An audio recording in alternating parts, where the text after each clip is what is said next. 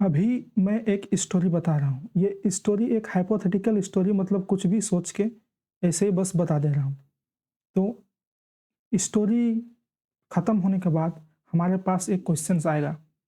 वो क्वेश्चन उसका फॉर्मेट कैसे बनेगा, वो फॉर्मेट में कौन-कौन से लिमिटेशंस होंगे और ऐसे और बहुत सारे क्वेश्चंस कैसे बनाए जाते हैं या कैसे बनेंगे, इस पर थोड़ा-सा बात कर लेंगे। कहानी यह है कि 10 चोर हैं, 10 चोर हैं और वे एक गुफ़ा पर जाते हैं चोरी करने। गुफ़ा पे कुछ डायमंड्स हैं और डायमंड्स को लेकर बाहर आना है और आना इस शर्त पर है कि सभी चोर जो हैं उसके पास इक्वल डायमंड्स हों। यानी अगर 10 अंदर घुसे और 10 चोरी करके अगर बाहर निकलेंगे, अगर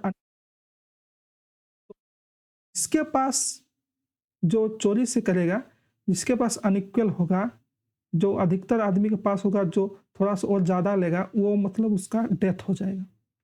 तो अभी डायमंड्स कितने हैं, वो मुझे बताना है, उसको सॉल्व करना है।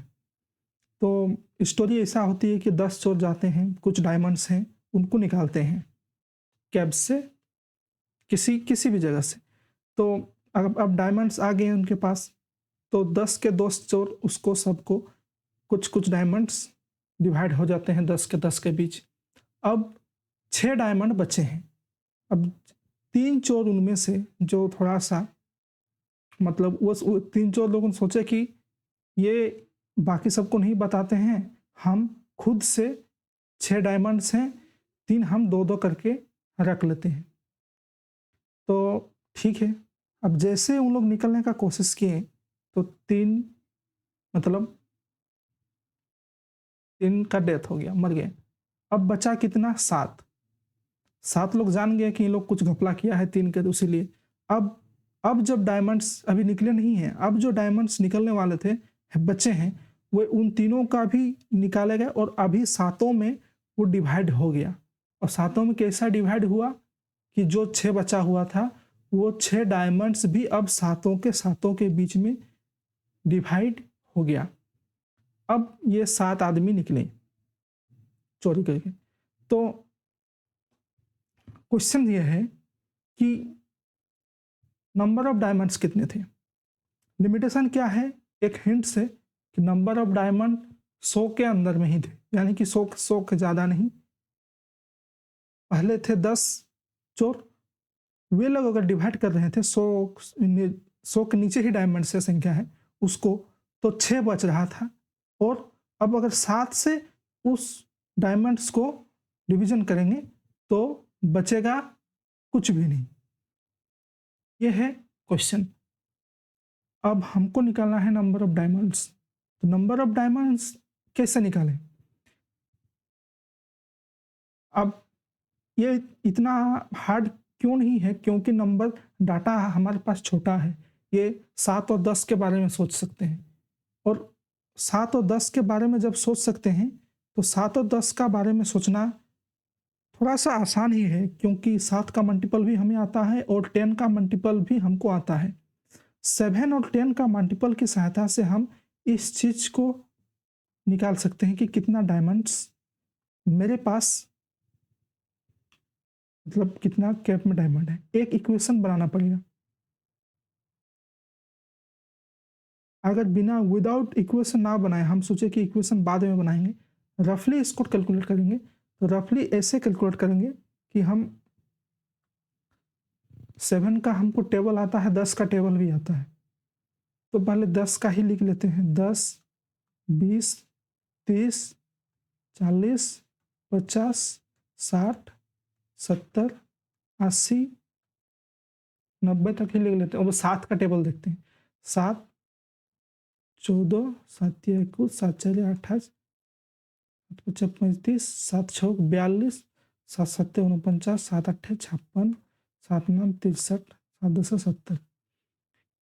बोला क्या गया है कि अगर 10 आदमी के बीच में डिवाइड होगा तो 6 बचेगा, और अगर 7 के बीच में डिवाइड होगा वही डायमंड ऑफ संख्या, नंबर ऑफ डायमंड्स, तो कुछ भी नहीं बचेगा। 7 के बीच में डिवाइड और 10 के बीच में 6, तो ऐसा क्या चीज़ है कि 10 से 6 के बड़े, 10 से 6 बड़े, ये तो 7 से छोटा है। अगर ये 7 से 14 कितना बड़ा, 4 बड़ा है, ये तो ये होगा नहीं। 20 से अगर बड़ा देखें तो ये 1 है, 20 से 8 है, ये तो होगा नहीं। 30 से देखें तो 35 बड़ा है, लेकिन 5 बड़ा है, 6 तो बड़ा है नहीं। इसी प्रकार अगर हम एक करके देखें तो एक हमको डाटा ये मिलता है।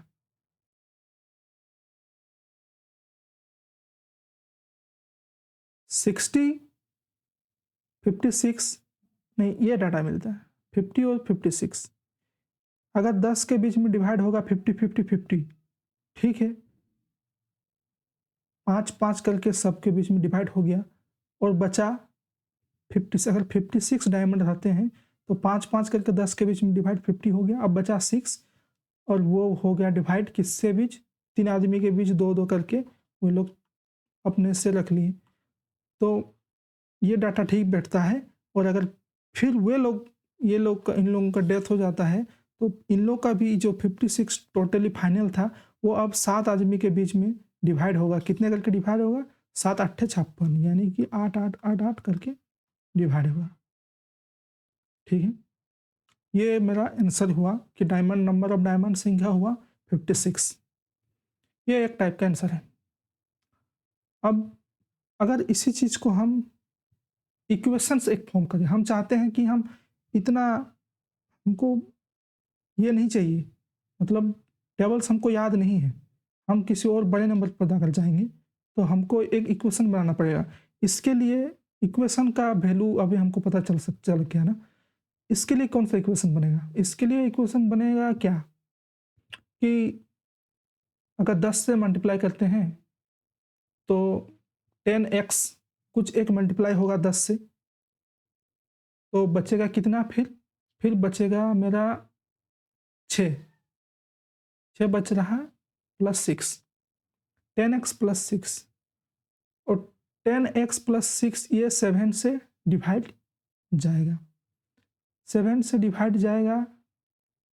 देखो 10 के बीच में कुछ x नंबर्स ऑफ जब डिवाइड हो गए तब भी 6 बच रहा, और ये टोटल का टोटल 7 से डिवाइड जाएगा। 7 से कितना जाएगा, y जाएगा, कुछ ऐसा संख्या होगा कि 7 से y जाएगा। यहाँ पर वैल्यू हमारे ये निकलता है। इसको अगर हम इक्वेशंस के, अभी तो ये इक्वेशन नहीं, अभी ये फॉर्मेट है, इसको इक्वेशन के फॉर्मेट में अगर लाएं, ये इसके डिवाइड होगा 7y से, 7 से डिवाइड होगा, नहीं हम इसको, ये 7 से डिवाइड होगा, इसको हम इक्वेशन के फॉर्मेट में तभी ला सकते हैं अगर यहाँ पे हम लिखें 10x plus 6 is equal to 7y। अब ठीक है, क्यों, क्योंकि 10x प्लस 6 7 से डिवाइड होगा, और कितना से डिवाइड होगा, ये कोई एक रैंडम संख्या y से डिवाइड हो जाएगा।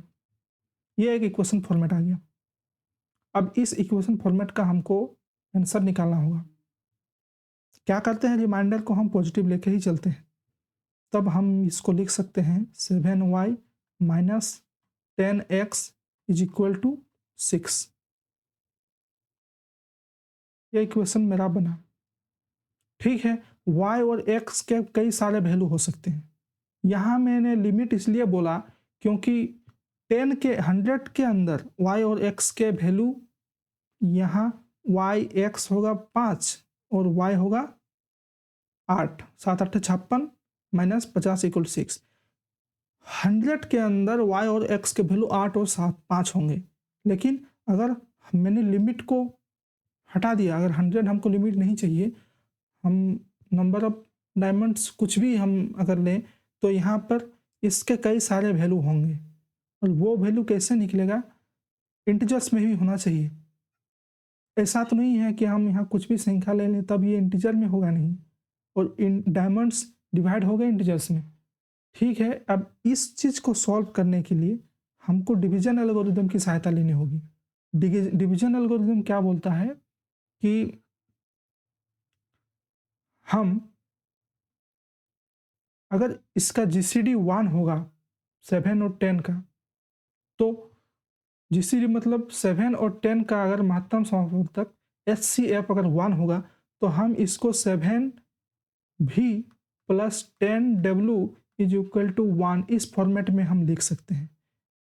ये एक बायजूट्स आइडेंटिटी है, जो बायजूट्स मैथमेटिशियन थे, उन्होंने ये आइडेंटिटी दिया था। ये आइडेंटिटी मॉड्यूलर में भी आता है, इसका भी प्रूफ है, हम इसको भी प्रूफ कर सकते हैं कि कैसे आता है। तो हम ये कैसे आता है, हम डिवीजन एल्गोरिथम से ही इसी को निकाल लेते हैं। यहाँ पर क्या है, यहाँ पर है 7y minus 10x equal to 6। ठीक है, 7y minus 10x is equal to 6। मैं यहाँ पर कोशिश कर रहा हूँ एक 10 को डिवीजन एल्गोरिथम में लिख के 7 1 के 7 8 9 10 7 इज इक्वल टू 3 दूने 6 प्लस 1 7। ठीक है, तो इसको हम लिख सकते हैं 1 is equal to 7 minus 3 into 2, और 3 को बदल देंगे तो इसको लिख सकते हैं, 6 से मल्टीप्लाई कर देते हैं क्योंकि हमको यहाँ पर 6 चाहिए। 6 तो यहाँ भी मल्टीप्लाई कर सकते, 3 को 2 से मल्टीप्लाई करेंगे तो 6 तो हमको मिल जाएगा ना, क्यों इतना माथा पच्ची करना है। 10 को लिख सकते हैं 7 1 के 7 प्लस 3, तो 7 दूगुने 14, 10 इंटू 2 करेंगे इज इक्वल टू 7 दूगुने प्लस 6। तो 6 को क्या लिख सकता हूँ मैं, equal to 10 into 2 minus 7 into 2। लेकिन नहीं, यहाँ पर 10y माइनस 10x हमको लाना होगा। 7y minus 10x, 7y minus 10x को लाने के लिए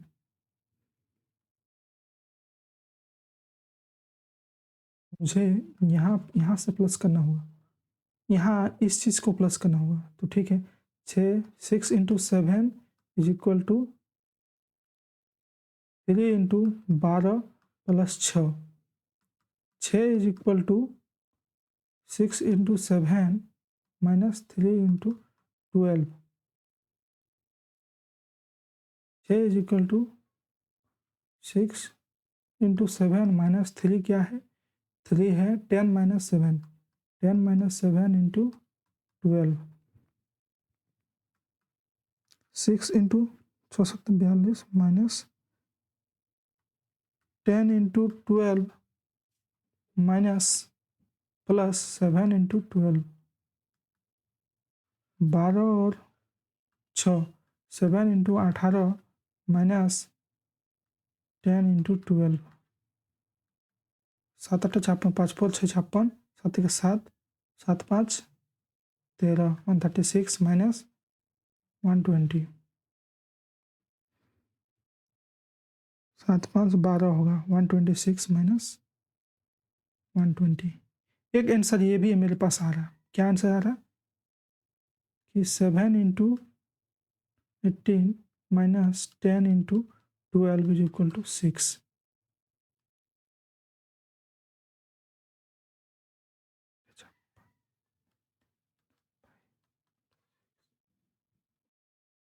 एक आंसर ये भी है।